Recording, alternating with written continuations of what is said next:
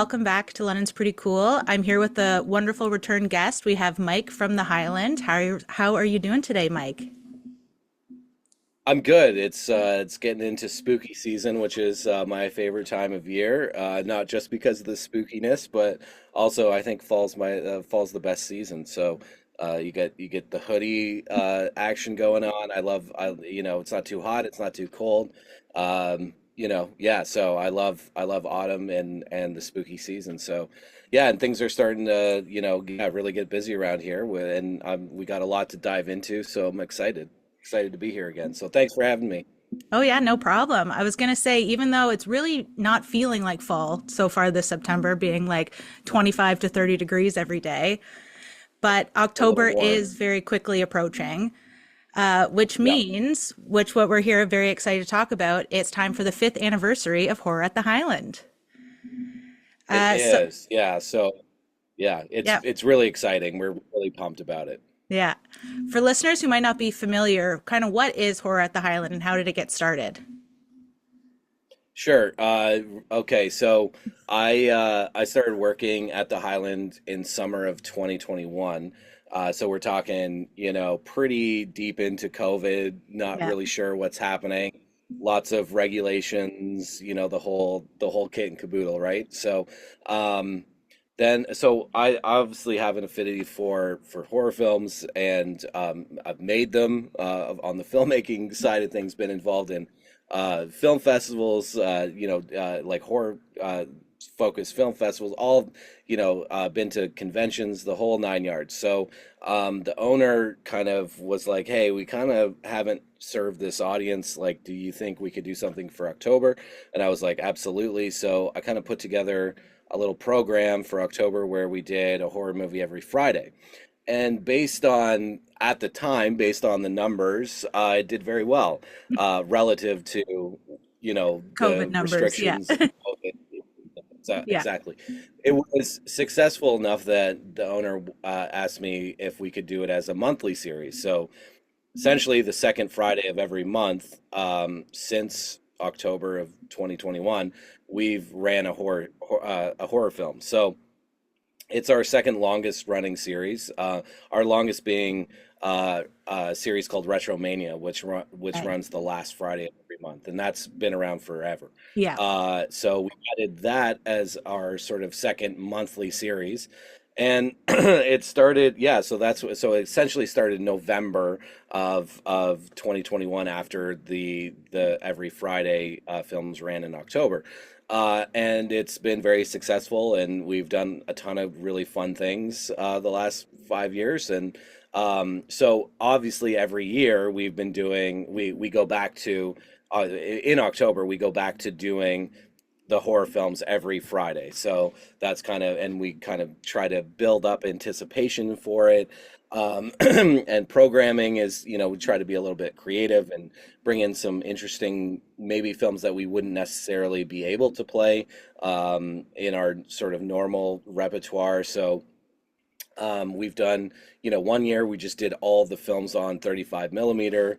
We introduced Rocky Horror a couple of years ago as part of our October programming. So yeah, it's been like really cool to kind of, see the growth of the community in London around this series. And obviously October now is we kind of built it up to essentially rival, if not take over Christmas as our one of our busiest months in at the cinema. And that's thanks to not just the programming side, but also adding in other things. We've done like bringing in Terrifier when they release those. So we've played actually Terrifier 2 and 3 during those months, and like just adding in really interesting things. So for example, this year, we'll get to the lineup in a Yeah. second, but this year there's a really, I'm sure you've probably seen it online, but there's this really kind of interesting looking horror film called Good Boy,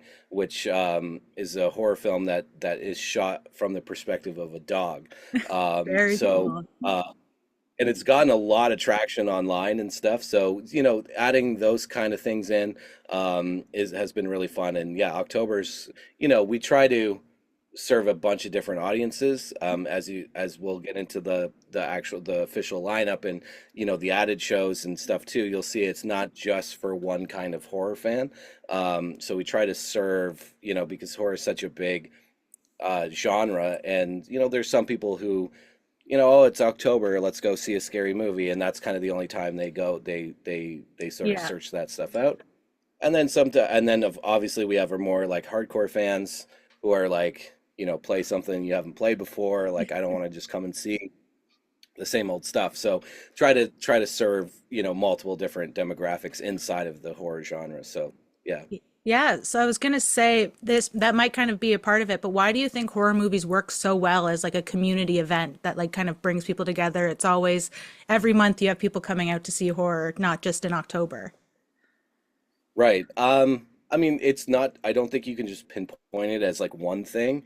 I think it's kind of a bunch of different variables. The horror community as like just a group of people have always been sort of, the outliers and the sort of, I don't know, freaks, rejects, whatever you want to call them. Like that's kind of what we like about being part of the horror community, is it is like an alternative way of sort of consuming film and being fans of film, like, I would say not all, but a good size of the horror community is not just all about horror movies all the time.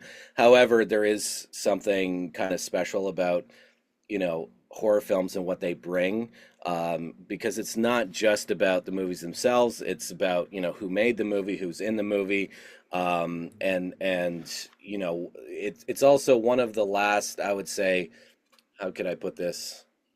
It's one of the last genres that is always kind of pushing things and recycling itself, Right. and pushing boundaries in terms of what good taste is, for example. What and I mean, Terrifier is a good example, but it's always kind of recycling itself and also trying to do something interesting and new. I mean, I brought up Good Boys.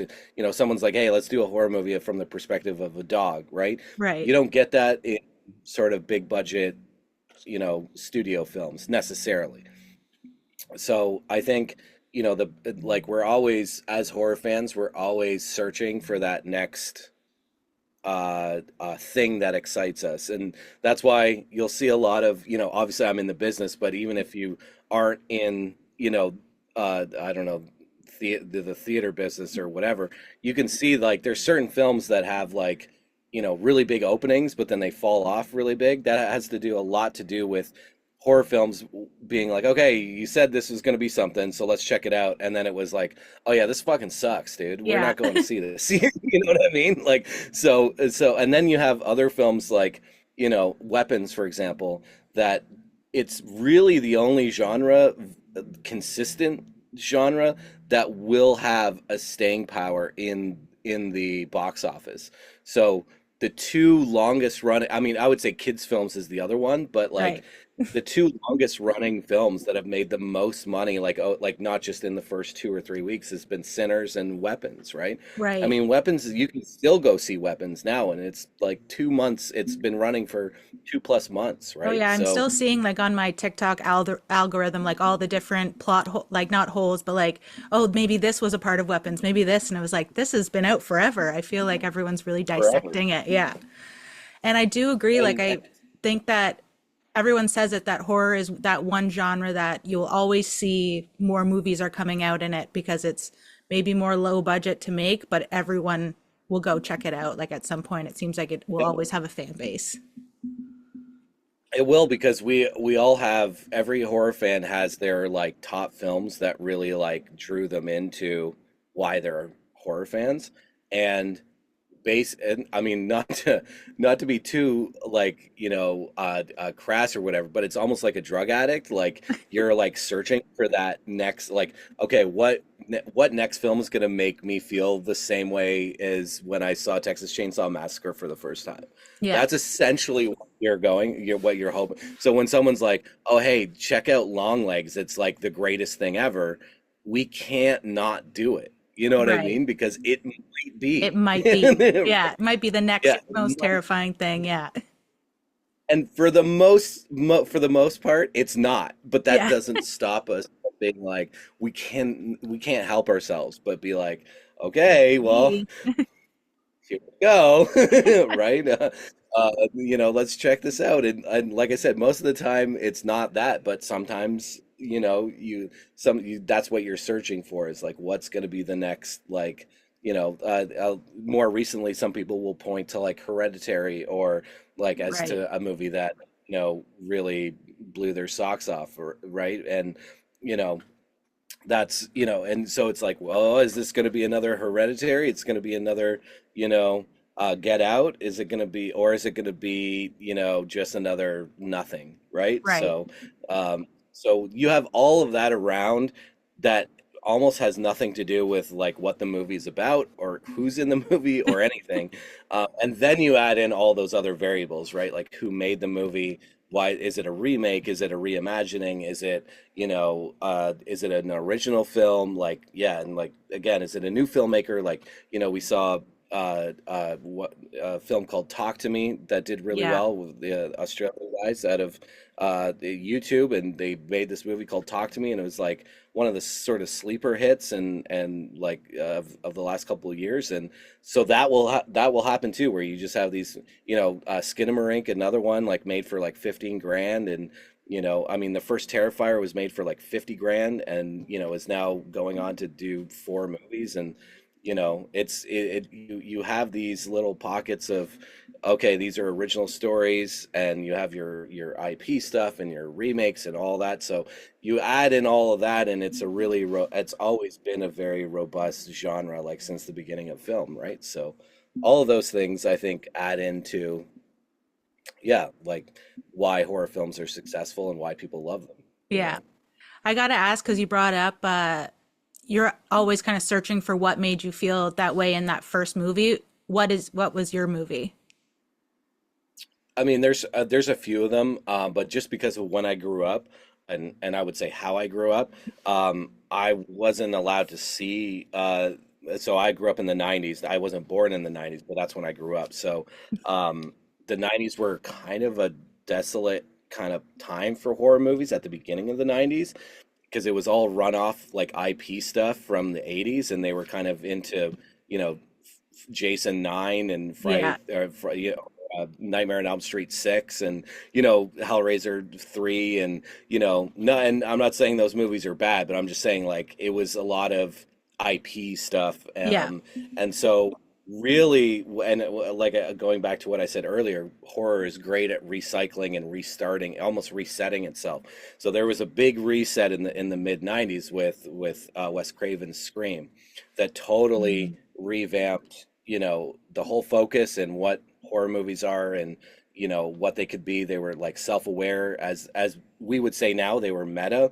They were winking at the camera. They knew what they were. Yeah. They were smart, but also still a format that everyone understood. So, which is one of the many brilliant things about the first Scream movie. So I would point to the first and second Scream movie as really being like instrumental in my sort of interest in the genre. The first I Know You Did Last Summer also was in there, and then you had like obviously those are all sort of runoff films of Scream. So Yeah. excuse me, The Faculty, Disturbing Behavior. These films also had actors and that I was connected to in some way, shape, or form. So there was always the sort of new, young, I was, 13, 14, 15 when these movies were coming out. So Right. um, so that was so I would say like that's sort of what drew me in to the genre, and then so those films like I really loved and had that feeling of like, oh, I really like have like going like seeing Scream for the first time and then recognizing, this is a spoiler, but like that there's two killers in the movie. Yeah. It just blew my little teenage mind. I was like, you can do that? Like there's two of them? Like that's crazy. So that's kind of, I really like the aspect of the mystery. You're always Right. trying to figure out who the killer is and like why they did it and this whole thing. So that was sort of the initial thing, was sort of that like I guess teen slasher the 90s teen slasher movement was very important. So that's kind of what got me in the door. And then in the early 2000s and into the mid 2000s, I started kind of branching out. Okay, so all these movies, so Scream is referencing all these movies. Well, who is Wes Craven? Well, he directed Nightmare on Elm Street. Okay, well, let me watch all the Nightmare on Elm Streets, right? Right. And it's like, oh, he Go also back and did do all your these other movies. homework. Right. So Yeah. about like I would say about mid 2000s for me was when I kind of had done enough sort of like, okay, I've seen kind of the basics. I've seen the, and then I got into film school, and that's really when, like, I would say, The Evil Dead became incredibly important to me. Evil Dead 1, 2, and Army of Darkness. The first time seeing those films just blew my mind that you could like make a movie that is as funny and ridiculous as Evil Dead 2 and absurdist as Army of Darkness. It's not it's like Indiana Jones, but like a horror movie. Like I was like, you can do all this? Yeah. Like this You is can mix crazy. the two genres. And then right, and the creativity as the way like Sam shot movies and the way that like it was so like tangible and practical. Like he was using all these old film techniques, which I was really got fascinated with using miniatures or rear projection and moving the camera in ways that I hadn't seen before, even though the movies were at that time less they were this is 2004 2005, so Evil Dead is almost 20 years old, or Evil Dead 2 is almost 20 years old at that point, but I still was like, this is crazy. Like, so that really blew my mind. And then of course Texas, the first time you see Texas Chainsaw Massacre, the original, is always going to be an experience if you haven't seen that movie before or know what it is or have only seen the remakes or whatever. There really isn't anything like the first one. Yeah. So those would be a few Yeah. on the list. Those are some good ones. And like you mentioned Evil Dead, so I wanted to go into that kind of this year's lineup for the fifth year of horror at the Absolutely. Highland is pretty stacked. So can you tell us a little bit about the lineup and how you picked these titles? Sure. Well, of course, it's not just me. We have a couple of other staff here that are pretty Right. Yeah.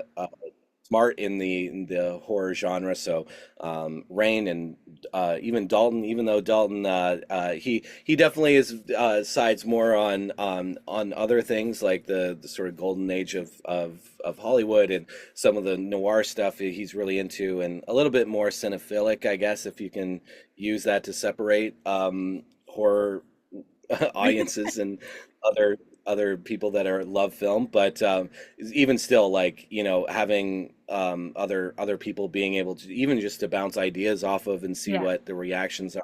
So it's not just me. However, we did land on, I think, a really exciting calendar. So I mean, you mentioned Evil Dead, so we've run Army of Darkness a few times here. We've run Evil Dead. We've run Evil Dead 2. They always do well. So we just thought, hey, you know what? It's still requested. Yeah. We still like get messages all the time. Oh, when are you going to do Evil Dead? When are you going to do Evil Dead 2? Okay, so let's Give the just kick people what things they off in want. October. Give them what they want, and I'll Yeah. never like I listen. I'll play Evil Dead every Friday. I don't, you know what I mean? Yeah. Like it's that awesome. However, we are kicking things off in October with Evil Dead 1 and 2. So that's a really exciting, I think, way to kick things off in October.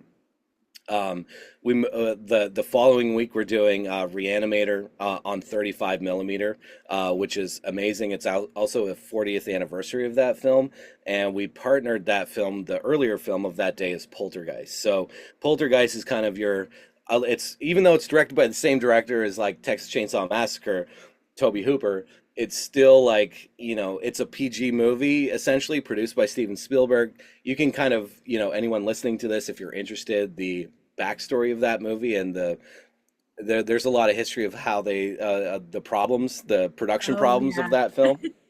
So if you take it just, I mean, it's set up. If you take Steven Spielberg and the guy who directed Texas Chainsaw Massacre and put them in a room, that they may not see eye to eye on Right. everything, right? So anyway, however, Poltergeist is actually quite a good movie in my opinion. It's a great film that isn't necessarily like your R-rated, gore fest, all that kind of stuff. So to do Poltergeist as the earlier show, and then doing Reanimator, which is almost the polar opposite of Poltergeist. In the on the same night, I think is really exciting, and again, sort of trying to play to a couple of different demographics there, right? Right. So that's the idea there.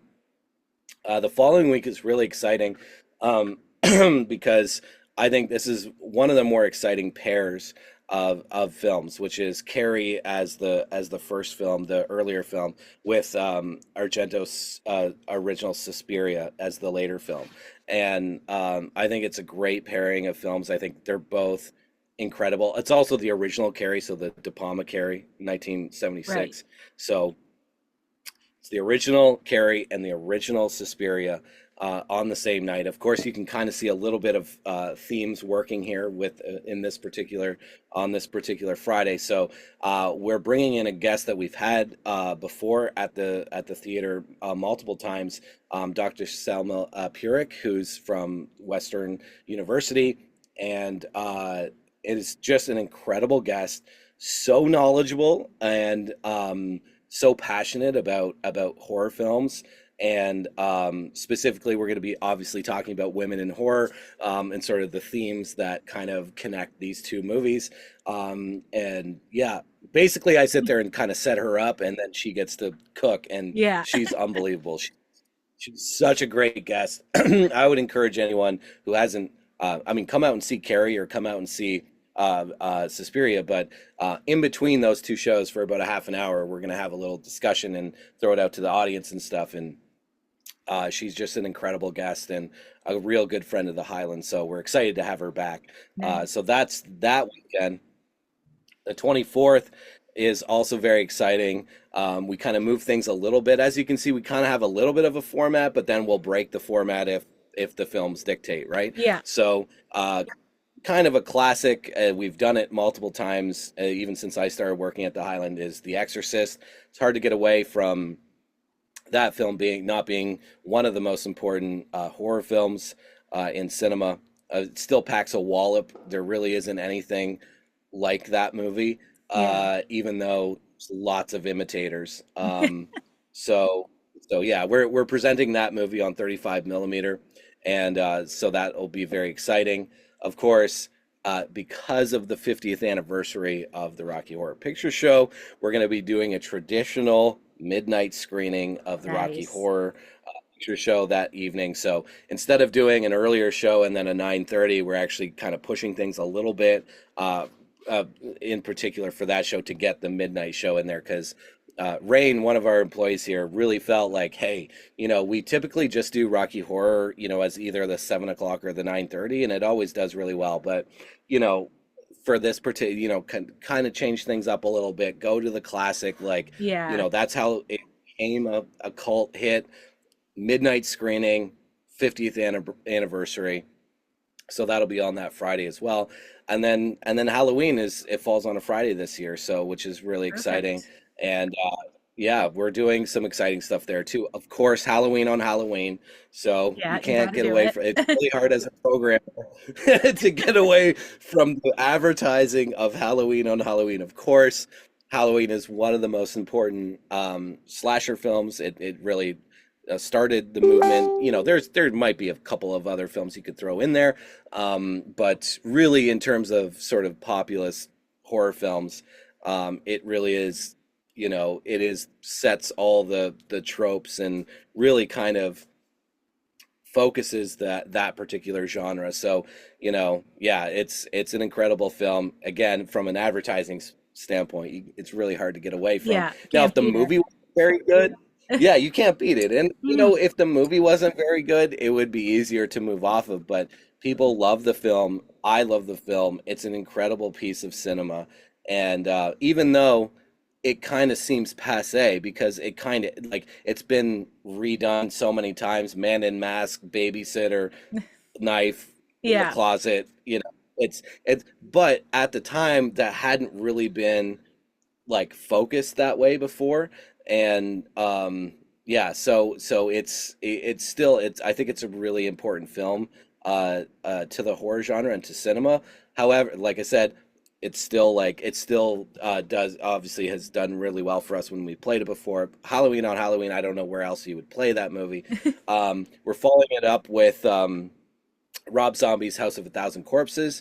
So this is a little bit more towards the like, you know, hardcore fan-ish. If you haven't seen this film, it is very creepy and crazy. It's a lot of fun too. And so we're excited when we haven't played it before, which is another reason why we wanted to put it in there. And then we're capping things off with a mystery show, a midnight mystery show. So Nice. essentially you're going to buy your ticket and you're not going to know what movie you're going to see. Now we have dropped a little bit of hints on our website, so you can check that out and see if you can figure it out. It's a movie we haven't played before. It's a great Halloween movie. Um, yeah, it's going to be a lot of fun. So yeah, you Yeah, can. that's So that's great. that's the lineup in terms of the main sort of what we would call the main horror at the Highland lineup, our Friday night shows. Yeah.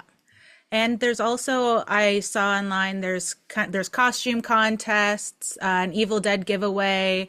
Could you tell us a little bit more about those Yes. kind of special aspects?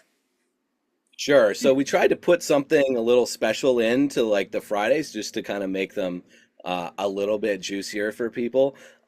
So yeah, we've partnered with a bunch of different businesses, local businesses and stuff to and guests and stuff like that to get them into the theater and kind of make those Fridays a little bit more exciting. For Evil Dead, we partnered with um, a brick and mortar shop in St. Thomas who sells physical media, and they put together this amazing Evil Dead basket. Very cool. So we're gonna do that. We're gonna raffle that off, and we'll do it before the first Evil Dead film. Now, there's probably, as a little teaser, probably be a couple of other giveaways that night too, and probably we'll be throwing in some stuff as we go along that will just be special for the people that show up on that night. But that's the big one for Evil Dead. For Reanimator, it's actually sponsored by House Craft Burgers here in London. So they helped bring the 35 millimeter here Nice. and sponsor the show. And so we're really excited to partner with them. And also, yeah, so also I would say I think almost every, if not every Friday, there's going to be some kind of really fun pre-show kind of fun stuff. I know obviously on Reanimator, it's a really big movie for a couple of our staff members. So Oh yeah. I know there's going to be a really awesome pre-show for that. The pre-shows are pretty fun because they're typically like 10 to 15 minutes long, and you kind of they're like fun commercials and trailers and interviews and stuff that just to kind of help set the context for the movie and give the fans something fun to watch while the movie's getting in. So, Yeah. but I wanted to mention that for the Reanimator one because that one's going to be really awesome. So yeah, so for obviously we spoke about the guest for Yeah. Suspiria and Carrie. Film London sponsored our show for The Exorcist, so that's going to be a lot of fun. In terms of like, we'll probably have some giveaways and stuff, maybe a couple of special announcements. Like, there's going to be a lot of fun stuff going on that show. And then yeah, so we're gonna have a costume contest. So if you come for Halloween and you're dressed up, we're gonna have a contest, which is going to be judged by a local radio program that airs on Radio Western 94.9 called Outside the Frame. Now, I'm one of the co-hosts of that show. I, I feel like it's a little bit of conflict of Yeah. interest. So the other hosts, Ryan and Elijah, will be judging the contest, and the prizes are sponsored by 519 Comics, which is a comic book shop here in London. So there's going to be some Nice. awesome prizes. Not just for first place, there'll be some special prizes and stuff given away to people. So it's going to be a lot of fun with that. And then the big thing, and I think this is a perfect place to say this. Yeah. Maybe I should have said it right off the hop. I don't know. But we introduced this new thing called the Friday Night Fright Pass this year. So essentially, what you do is you pay a bulk fee, which is it works like a festival essentially. It's like a mini festival pass. So you pay $90 and you get five admissions. Regardless, like you'll always have an admission to the show if it sells out or whatever. You'll always like you're guaranteed to show up at any one of the shows on Friday night, minus Rocky Horror. So there's 10 films that you can choose from, and you'll get into five of them with the pass. You'll get an awesome T-shirt included in that, a badge and a lanyard, which is awesome. And then we partnered with Holy Diver, a bar just here in London, which is one of the coolest bars, in my opinion, in London. Yeah. And and so if you show up on the Friday night after our last show, so our last show will get out around 11:30. Their kitchen's open late. They're obviously open till 2, so you can show up with your pass. You'll get $6 pints and rail drinks and 15% off kitchen. So, Nice. so if you show up with your pass, so that's another like partnership we've made with Holy Diver to kind of help spice up the passes as well. So pretty fun, pretty cool. I've been kind of really surprised at the response so far. So really excited about being able to offer something like that to the fans. So yeah, because yeah, I mean, obviously you could see more than five movies if you want, Yeah. but those five movies now you don't have to worry about buying a ticket or Getting are there you gonna get a early or seat? Right, like you're regardless if Exorcist sells out, that's fine. You can show up to the Exorcist and your seat will be there. So, so yeah, it's kind of a really cool thing, I think, and something we're trying out this year. If it works, we'll keep doing it for next year. But yeah, I think it's a pretty good deal, and you get some cool stuff. So, the Friday nights after the last show, it's kind of Holy Diver is going to be our official sort of after party. Place yeah. to go and hang out at after That'll the be horror super films. fun, like So a Halloween night. Head down to Holy Diver with your costumes that yeah, you're wearing for the costume contest. It'll be that's perfect. right. Yeah. Get some like $6 like pints and like go and Yeah. hang out and Enjoy some good yeah, it'll be food. awesome. Yeah. Yeah, absolutely. So yeah, And it said, so just so people know, if they're listening to this late, it is finished being sold, this Fright Pass, on the 2nd. So you have to get it before, right? that's right. Yeah. Yeah. The reason like now the reason is because so that we can make sure that we have space for everybody. Right.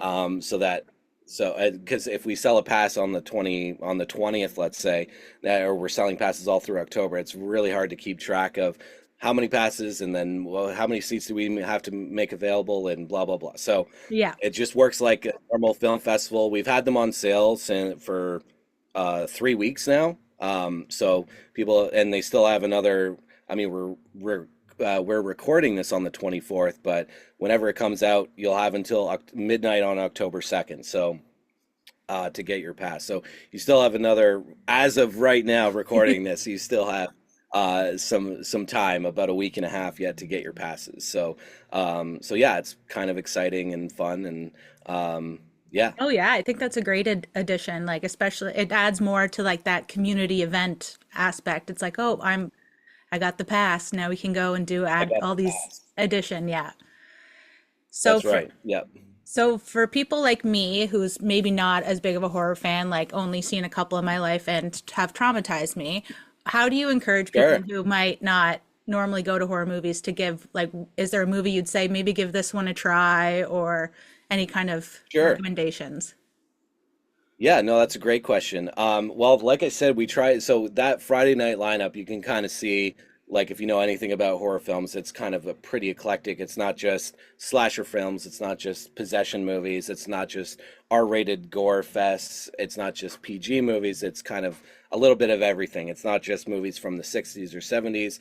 We got some stuff in there from as recently as 2003. Um, so that's one, but I think where you're going with is sort of okay, if that's not your bag, if the Friday night stuff seems a little crazy, we have some other stuff that's pretty cool. That's I guess what I would call like horror adjacent. Right. So or like it's horror themed in some way. It fits into October, right? So obviously one of the biggest shows in the last couple of years has been Wednesday Right. with Jenna Ortega. Obviously, the Addams Family. So we're playing a couple of shows of the Addams Family, the original from 1991. So that's pretty fun. It's obviously more of a comedy. Yes, it's a little darker, of course, but it's definitely more of a comedy and a lot of fun. So that we're fourth and eighth, I believe, for those two shows. So that's a lot of fun. You can kind of come and see an early 90s rendition of the Yeah. Addams Family. Also, it's the 100th anniversary of Phantom of the Opera. Wow. So, as in the original like silent film from 1925. So Yeah. we're doing a special screening of that on Sunday, October 12th. And that's a one-time show, and we're gonna do like old school programs. You can like almost like you're going to the opera type thing. We'll have some cool things Very happening cool. around that show.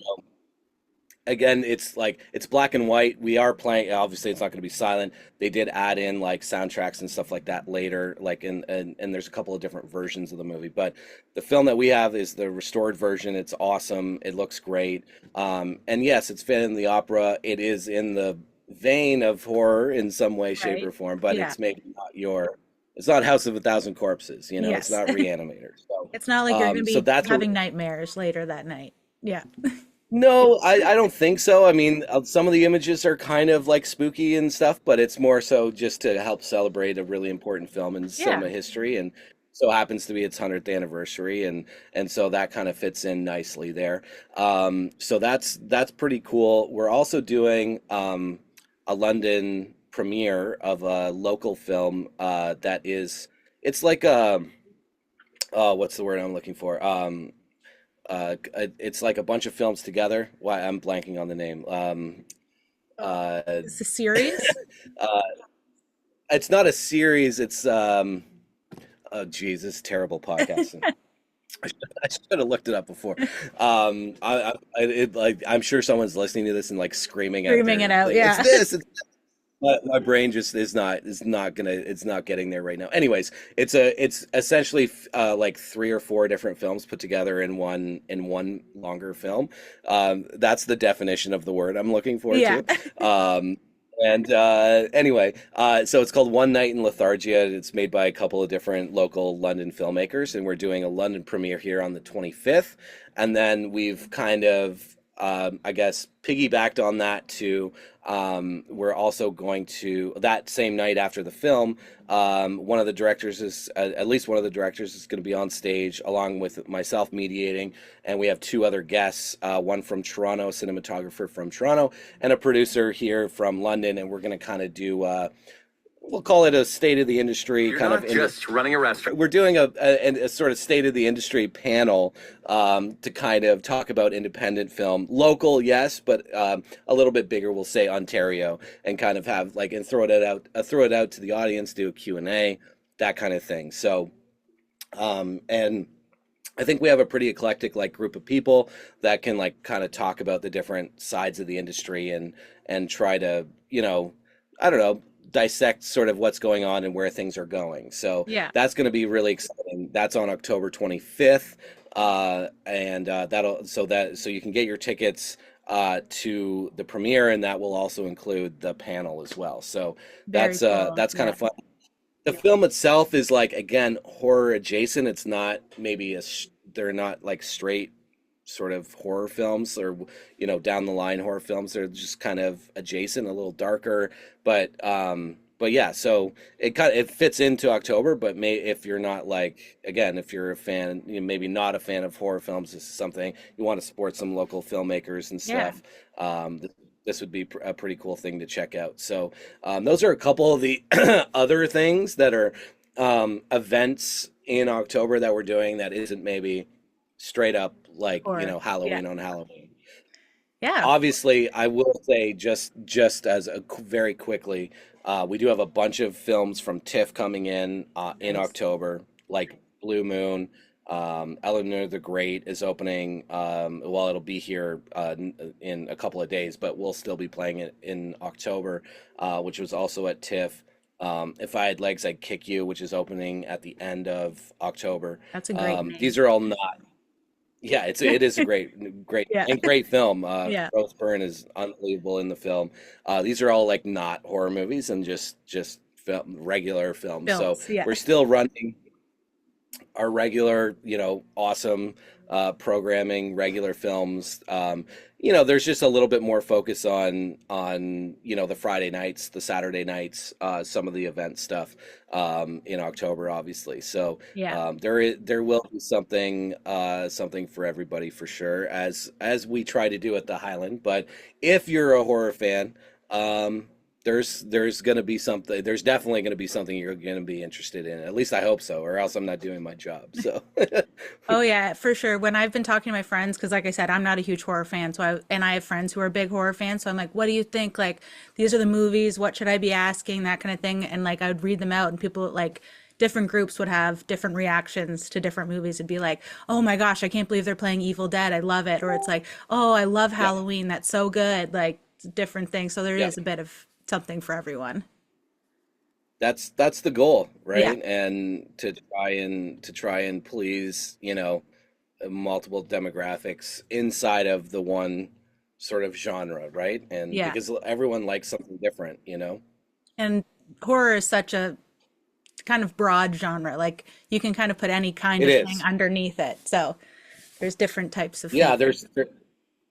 there's so many different subgenres. Like, I mean, obviously people always assume that like slasher films are horror films, but and they are, but it is a subgenre, right? So, you know, and there's possession movies, that's a subgenre. And, then there's zombie movies and then you have the ones that kind of do some of both. And Yeah. there's like your horror comedies and like Evil Dead 2 is a horror comedy. Like that's not like Evil Dead 1 is a horror movie. That's what they were trying to make.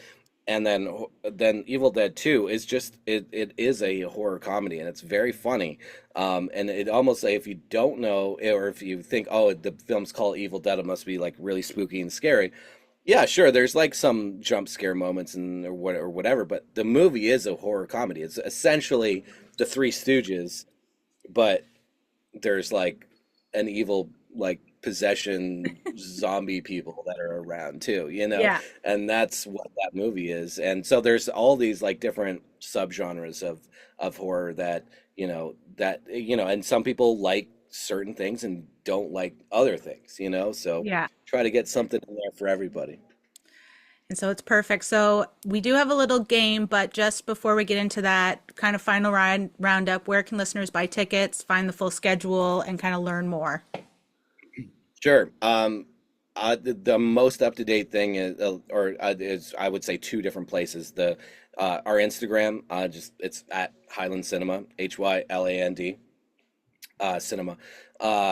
Yeah, that's updated posts every day. You can see our full calendars on there. When we get new movies or tickets go up for certain things, it's always updated on Instagram. Obviously, to get tickets, you go through highlandcinema.com. For the Friday night fright passes, they're only available off our website, so they're not available in person. If you just want tickets for anything, you can obviously buy them ahead of time, but you can come into the cinema as well. The only thing that's not available is the Fright Pass, which is online only. Got Yeah. it. Awesome. Well, yes, thanks, Mike, for telling us all about the Horror at the Highland this year. It's fifth anniversary, so it's very Sure. exciting. Well, So thanks for having me on to do that. That's really awesome. A little long. I've been doing a lot of it's like short yeah, interviews, little and spurbs. yeah, it's like, oh, you have like 4 minutes, and it's like, okay, I'm gonna have to talk about like 20 movies in 4 minutes. Okay, Yeah, it's like all you have So time thanks for having for me is on. listing all of them. And you're like, okay, my time's Right, done. exactly. Yeah. Yep, then that's it. Yeah, Yeah. so thanks for having me on a longer form way of advertising this kind of stuff and talking to you guys again, and you know, having a little bit more of a focus on London stuff is amazing. So what you guys do is great. Well, thank you. Yeah, it's been great. Like just learning more about the horror genre for me is always great. I'm like, okay, maybe I'll go. I'll try another one out. It has been years. Maybe I can take it now. So we'll see. I mean, I would say if I were you, I don't know. I guess it depends on. I'd have to ask you some more questions, like sort of what like your favorite couple of movies or where you kind of steer, right? Um, but the Poltergeist is a good like Yeah, that intro one you in said, I like was like, okay, I could maybe go to that one. yeah. Yeah. It's like a family drama, but then like there's a whole other thing going on with like the house and Yeah. other things and stuff. But it's very like PG and the effects are kind of cool and it's a 80s vibe. It's a whole thing. That one's kind of cool. If you felt a little bit more adventurous, either Carrie or Suspiria, I feel might tickle your fancy. Okay. More like thematically than maybe like Carrie is like it's not a brutal slasher movie or anything. However, it is made by Brian De Palma in 1976, so you're going to see some things that maybe you don't typically see in movies made in 2025. Early John Travolta performance.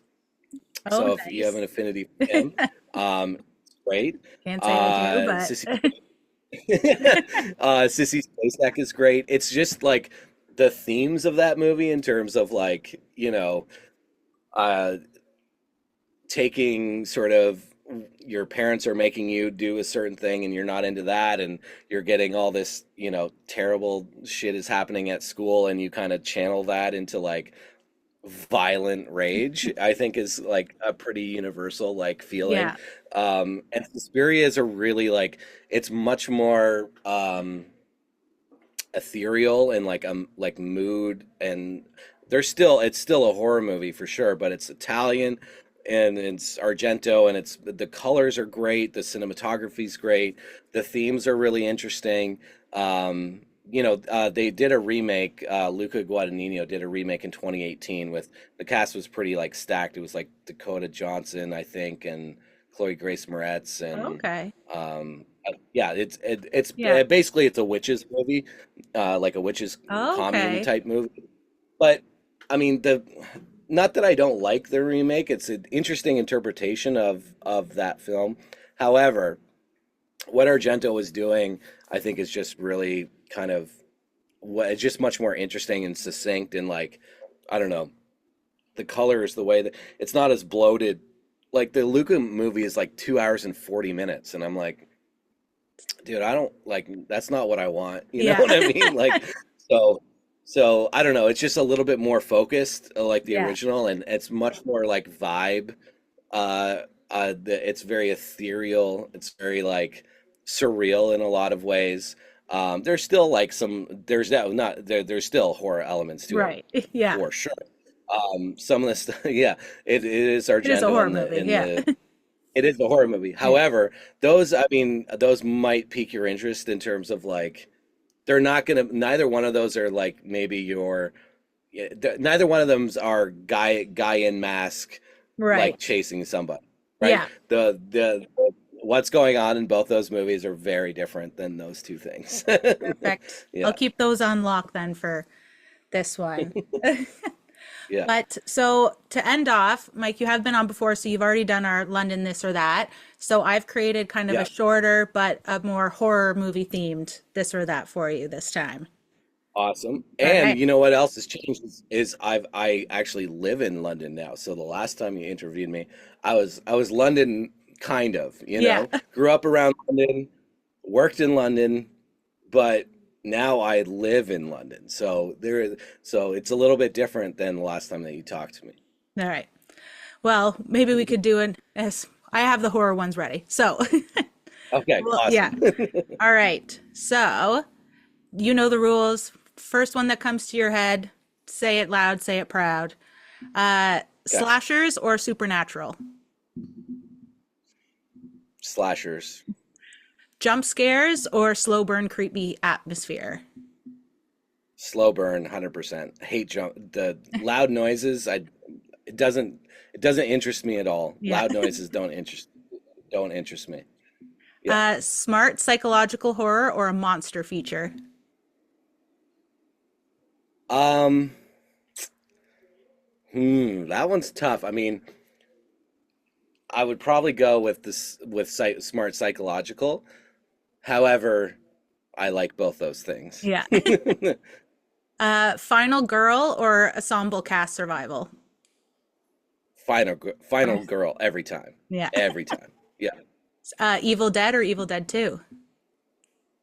Oh, that's really tough. Oh, that's really tough. Okay. You can't have Evil Dead 2 without Evil Dead 1.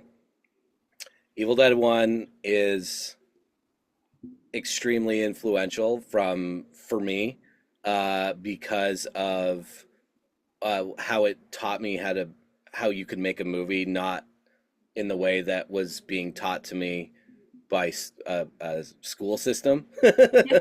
And so I can't, my, for you said you had to say the first thing that came to your head. So Evil Dead 1. However, the one I would say that I rewatch more is Evil Dead 2. Two. Perfect. Mask wearing killer or haunted house? I'll go mask wearing killer. I'm meat and potatoes sometimes, and I Yeah. like, haunted house. Yeah, if it's a little bit like Alien essentially is a haunted house movie. So if it's like kind of that idea, but in different context, I can get behind it and think it's cool. Not huge if that's the only thing that's going on in a Right. haunted house movie is Uh, just that. That's yeah. the whole thing. That's the Yeah. whole plot. Yeah. Practical effects or CGI gore? I mean, this is not. I mean, you already know the answer. It's practical all day, every day, all day. Practical, practical, practical. Yeah. I guess the caveat here is that there's certain things that can be done and achieved if you mix both of those things. I think if it's just CG and that's what you're doing that and that's your only thing. I would almost say that like don't make horror movies Right. if you're at all.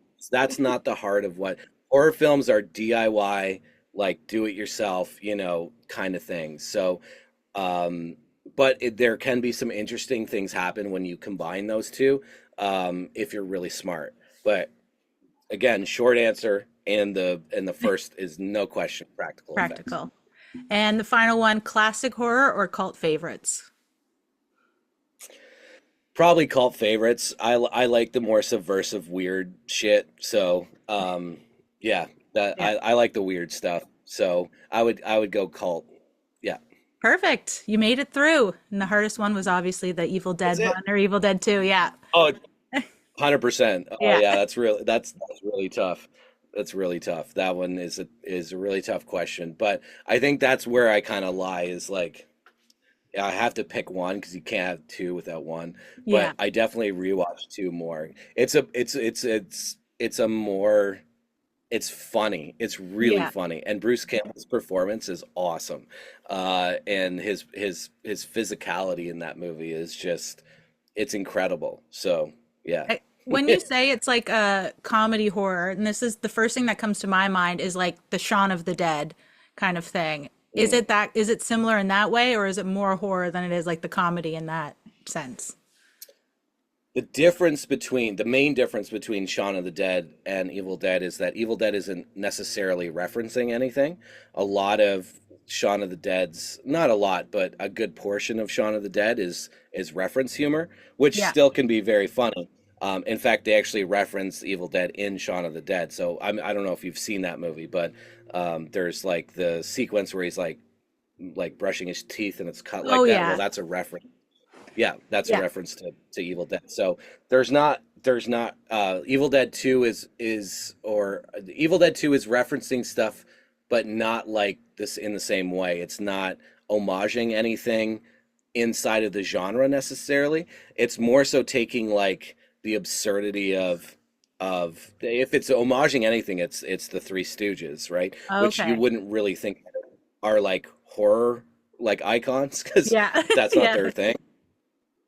But Sam has always had an affinity for the Three Stooges and that kind of physical humor. So there's a lot of Three Stooges stuff in there, and so it's less referential to like it's not like oh well it came out in '87 so it's doing like a Halloween it's making like a Halloween joke or it's making a Texas Chainsaw joke or saying Right. hey winking at the camera like hey have you seen this movie because that wasn't really part of like movie making at that point. It was more so like they were taking things that they loved in other spaces and kind of molding that into a horror space.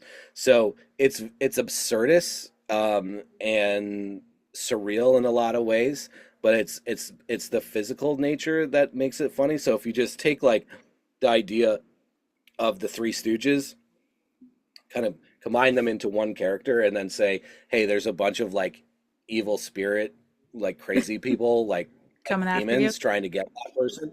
Yeah. That's what that movie is. And Got it. it essentially is a haunted house movie. It takes place essentially in a cabin. So, and that cabin would be quote unquote the haunted house. But there's just a lot of other stuff going on in that movie. So it's not just like, ooh, this house is haunted, so I gotta like walk around. Like there's a lot more going on in this movie. Yeah. Yeah. Or because every time you're talking about it, I'm like, all I'm thinking about is Shaun of the Dead over and over again. So it's good to get like that more of a Yeah. comparison to it. So it was a little bit of a sidetrack, It's but No, that's okay. yeah. It's less like, I mean, it's less like also like one like joke. Like it's not Yeah. like it's almost like Sam didn't necessarily know he was making a comedy, even though Okay. like very clearly like they are. Like Yeah. yeah, it's all like where Shaun of the Dead is very clearly like we're here to make you laugh and we're here to service, the horror audience. So we're gonna wink at you like Yeah. every 3 to 4 minutes. You know what I mean? To Yeah. make Yeah. sure Yeah. like, hey, you've seen the See the same movies, connection. Yeah. right? Yeah, yeah, which is great, and I love Shaun of the Dead. It's awesome, but yeah, there's a difference in the kind of comedy. I think it doesn't make it lesser than necessarily. It just is different, and it's a different time. I mean, almost 20 years apart, right? Yeah. So movie making changed, but yeah, it's very physical. It's very physical, like slapstick is the word I'm looking Yeah. looking for. It's very slapstick. Yeah. Perfect. Well, Mike, thank you so much for coming back on and chatting about this year's the fifth anniversary of Horror at the Highland. Any final shout outs you Or want to do before I let you go? just come check us out in October. We got lots happening every Friday night. Get your Friday night Fright Pass if that interests you. Come say hi. Lots of giveaways, lots of fun guests, lots of fun events, something for everybody. HylandCinema.com or at Hyland Cinema on Instagram. And then, of course, don't just come in October and then go away. We're doing cool stuff. A little hint for November, there's going to be a noir series in November. That's very exciting. We have some great December programming. We get into all of our Oscar stuff in January. So there's always lots of fun stuff happening. So, Awesome. Well, thanks again, Mike. I really appreciate your time. of course, well, thanks for having me on. I really appreciate it.